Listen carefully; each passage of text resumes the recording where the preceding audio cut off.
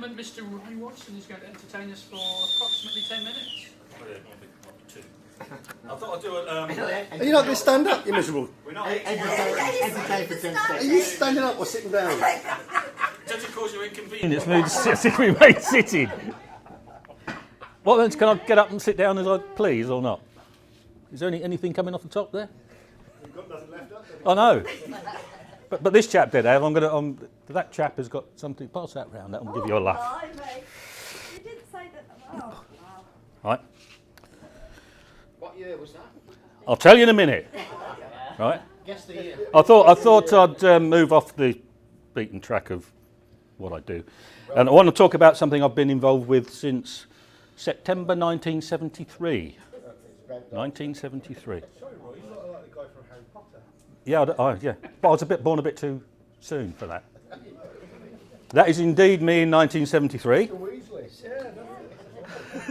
Yeah, You can't call me a weasel. call you a taxi. Yeah. Anytime you like. And that was the year I started playing darts at the Angel. It was in the Beds Independent Dart League in Bedford.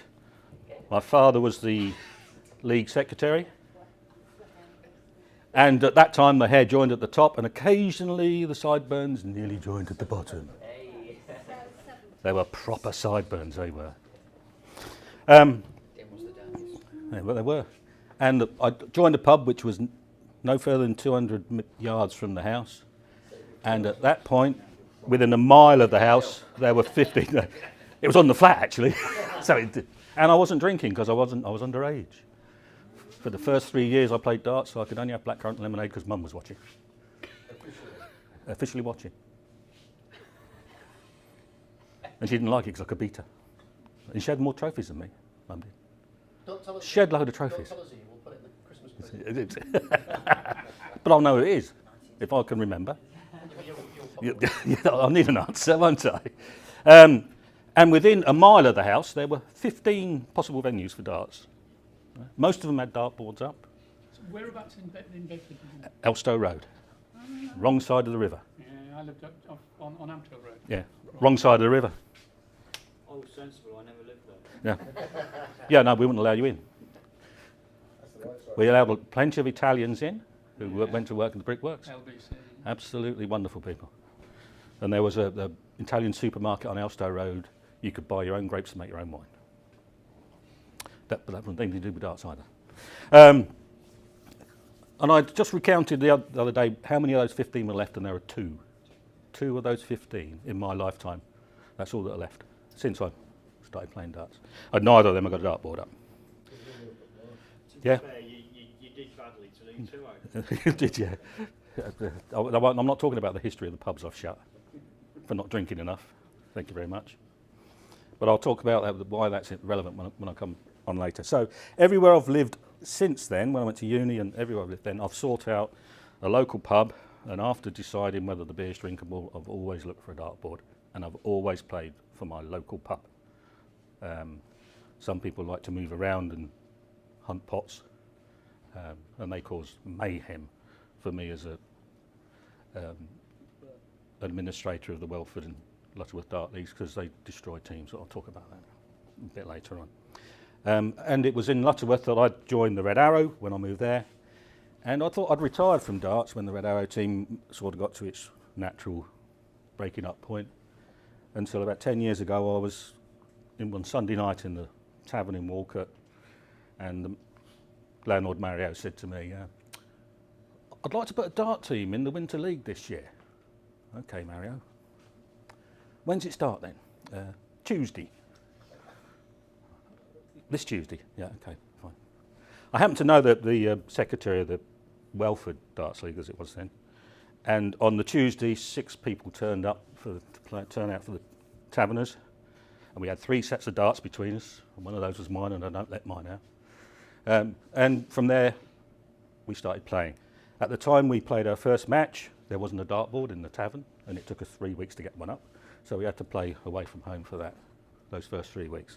I just loved the game, but it was worth when Mario said on that Sunday, I want a team on Tuesday. We turned out on Tuesday, and we played And it was a year after that that I joined. What was the result? We lost 5-3, and I was one of the 3. So actually, we didn't do too bad for nobody else apart from me had played darts before. Wow. Year after that, I joined the committee, and I'm now the vice chairman of what is now the Lutterworth and Welford Darts League, and it's really that's where I want to go, because I'm talking about pub games in general, really, not just darts here, and I love being competitive in a pub, and I think darts is the best game to do it. And I know a lot of pub sports are suffering quite badly at the minute. The skittles don't seem to be doing very well. The dominoes, most of them are up the churchyard. Not the dominoes, the people that used to play it. And I know, Steve, the pool's going through the same sort of thing, isn't it? Yeah, our first division, which is quite sad, probably... It's because you play in it, is it? 80% of the people that play in our first division are over 40. Yeah. I can't remember whether I am or not. I mean, coffee houses, you probably have more success with. That's where everyone goes now. Well, I don't think that's necessarily true, because actually the Lutterworth and Welford Darts League have bucked that trend. Whilst Started serving coffee, right? you know, no, we don't do that. I don't put the opposition to sleep like that. When I joined the Angel in Bedford, there were 5 divisions of 12 teams. Even in Bedford now, there's 2 divisions of 12 teams. And when I joined Welford and District, there was 1 division of 11. And we've managed to increase the numbers, so we've got 2 divisions of 8 now. So it can be done. And even though the number of venues that you could play darts in Lutterworth has gone down from 14 to 6, and the number of venues you could play in the villages has gone down from 32 to 14, I mean, that's the pressure on being able to play. We are still increasing our numbers. And what's even nicer is there's a sort of parallel between myself and my dad when I played for the Angel. 4 years ago, we had a new team join us where the dad had got a 14-year-old son, and he played the first year and plays now. He's going to be a bloody good player as well. So we're getting new blood in, which is also unheard of. So going forward from where we are at the minute, it is hard work to keep teams in pubs, but we're doing it. And we're still getting new blood, which is great. And I just hope we can carry on doing it. You're welcome to use this one because just disbanded last year. Did they? Was there a particular reason why they disbanded? No idea, no idea. Mm. I know that they're not playing anymore. Yeah. Thursday night. Yeah, they're probably playing Super League then on Thursday night, aren't they? Oh, I like playing Super League players. I think they're good. But the dartboards- What? dartboards, Did I say that? used. Yeah, no, and it's Miss Little. in the right place as well. Yeah. And there's a mat thing that goes down. A mat thing. A mat. Does it move so that you end up playing from over here? I better be. Down there somewhere. You end up moving back up the room.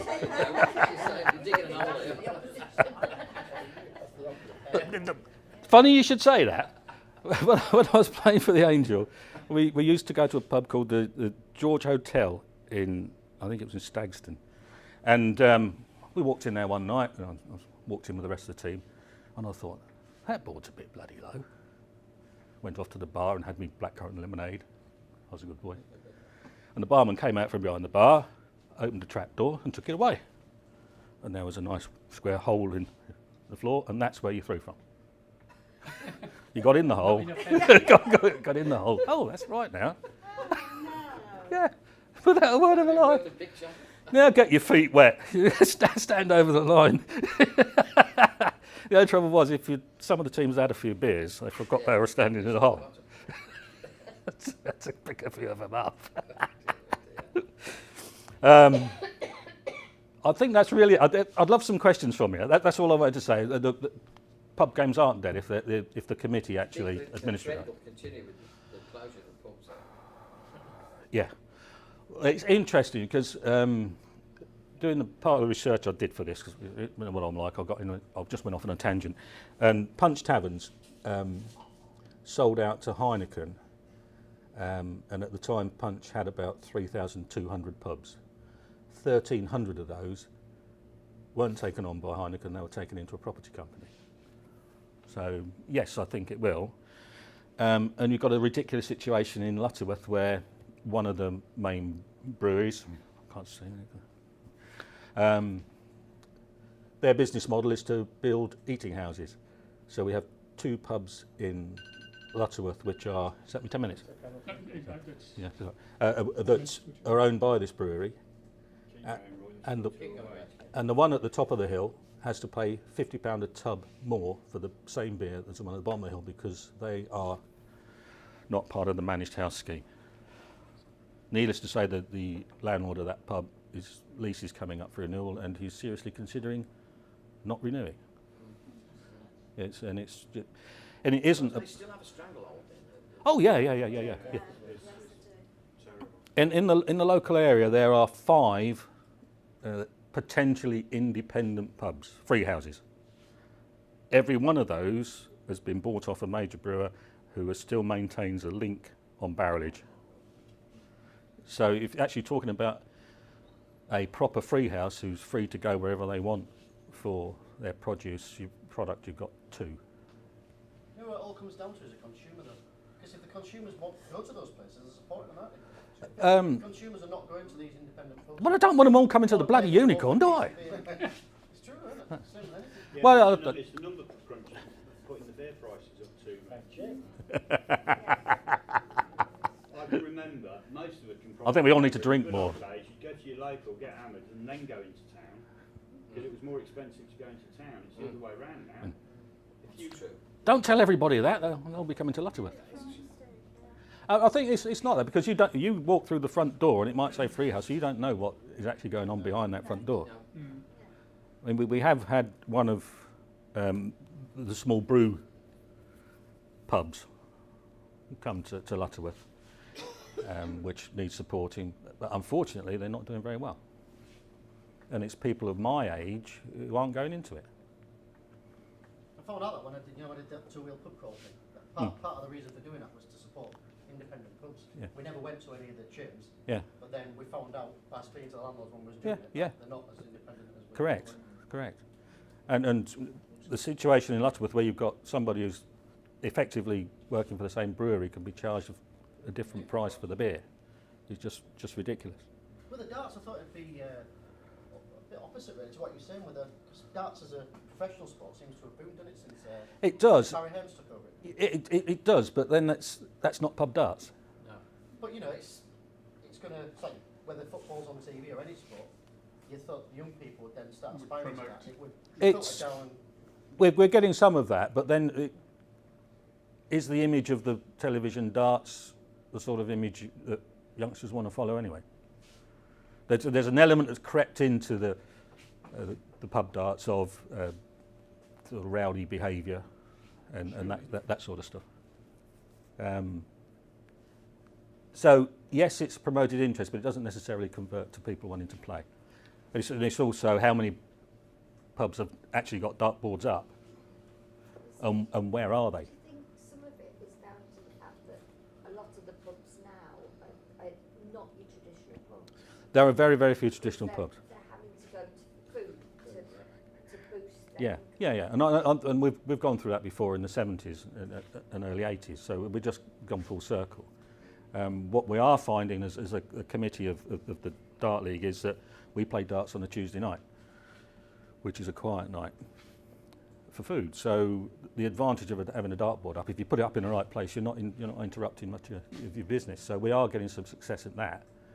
And every time I go walk. Also for the pub, it doesn't take up much space. No, that's it. That's it. It's not like having a skittle table. Unless the idiot landlord puts it in the wrong place.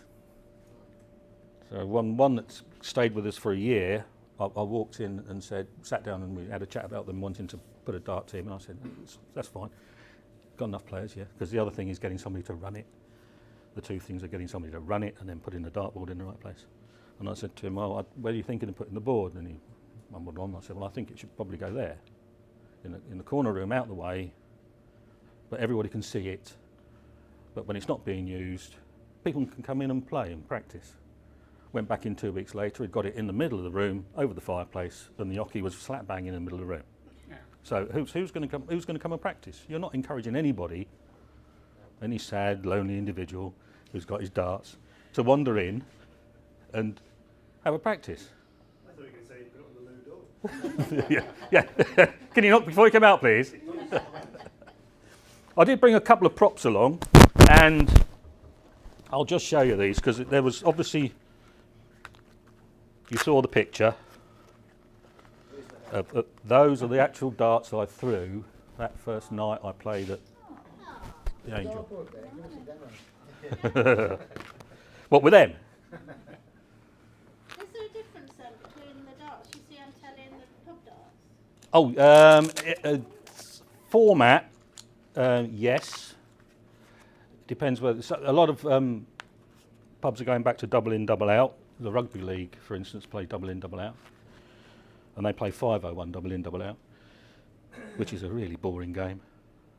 But I thought that was the only game. No, 501 straight in is a traditional game, and 301 double in, double out is.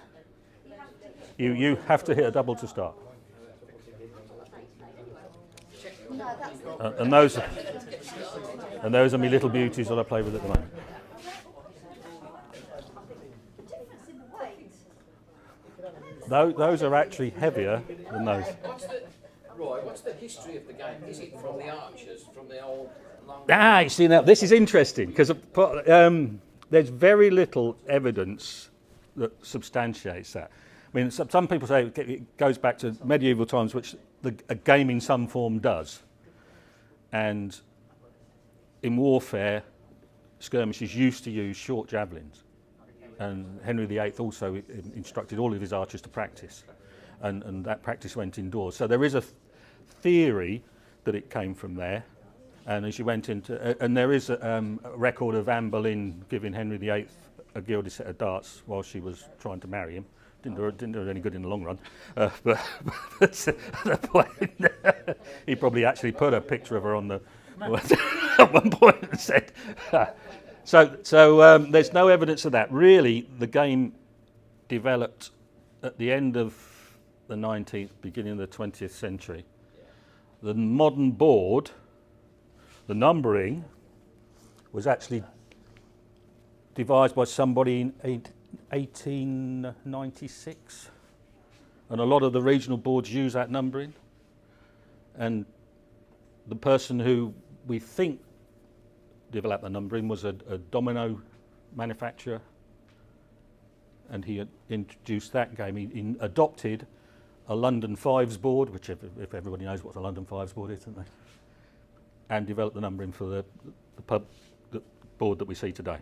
And it is a fantastically well designed board, because if you're playing darts on it and you miss what you're going for, you get bugger all. And there is a story of, in 1906, I've got just time for this one. 1906, a landlord in Leeds got taken to court because the legislation at that time didn't allow you to have play a game of chance in the pub. And he actually went to court and said, this isn't a game of chance, this is a game of skill. And they put a dartboard up in the courtroom, and he stood up and went 20, 20, 20. And he said, right, anybody else in the courtroom now, if that's a game of chance, come and do that. And none of them could. And the judge said, therefore, it isn't a game of chance, it's a game of skill. Do you get many people bet at gambling on that? That's interesting. I think you do. The nasty side, I suppose the other side of that is you also get landlords slipping a little bung to a player they want to come and play, or they'll be drinking for free. I mean, I've not paid for a pint for 43 years. No. If only that were true. So there's some of that goes on as well. Even less profits. Yeah, and at the end of the day, what's the point? And all you do is you end up getting people moving around from pub to pub, and when you get dart players moving around from pub to pub, you lose teams. Why is the one longer than are these the original ones? Those are the original ones. No, they're not the original stems. 3 ends and Yeah. One sad end. That's probably the only ones, because they're not they're imperial, not metric, so I can't get stems from them. It's tough at the top. It is. Do the flights make any difference? Yes. If you don't have flights on that. Yeah. And on that happy note, I'm the only person that I know plays with that shaped flight. That's a slim tomahawk flight, and I personally can get the darts closer together with that than the normal big flight. So they do make a difference. They do make a difference. So who do you play for? I play for the Unicorn in Lutterworth. Captain of the Unicorn team in Lutterworth. and that's a Tuesday night. That's a Tuesday night. Here we go. And everybody, I mean, we play at the Cherry Trick Catthorpe. We probably couldn't get quite as far as this because we go from 11 miles from Welford. And it's a great game. It really is a great game. On Thanks. that happy note, ladies and gentlemen, a round of applause for our speaker.